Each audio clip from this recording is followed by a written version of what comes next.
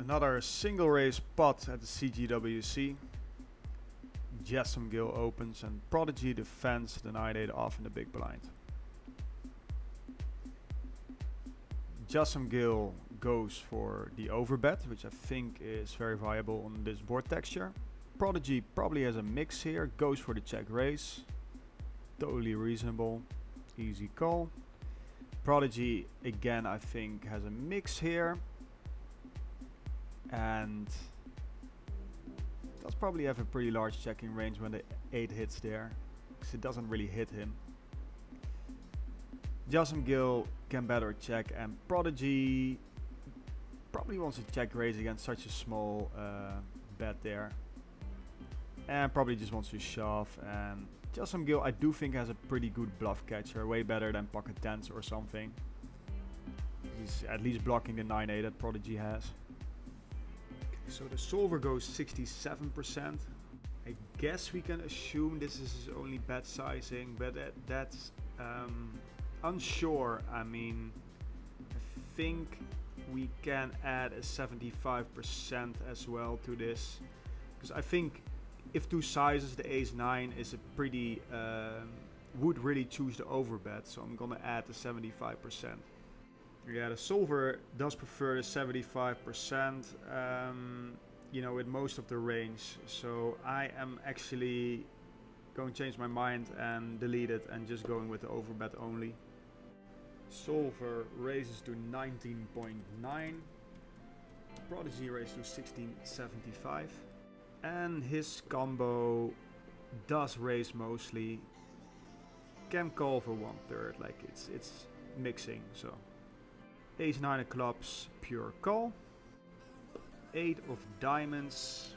Now, I thought Prodigy would check a lot of his range on this specific card. That is not really the case.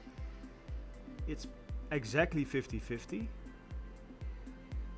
But his combo is again a mix for about the same frequency. And leaning towards betting again.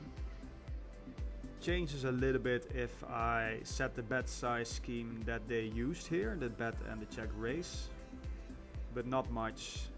Still betting 70% his combo, check, and the button bet, and then Prodigy, yeah, is indeed mostly check raising to this sort of smaller bet like I suspected. Can still definitely slow play, or should definitely still slow play with the full house here. Very pure call by the button still. Deuce of hearts, and I do think Prodigy is just going to shove here now that he really sort of signaled so much strength.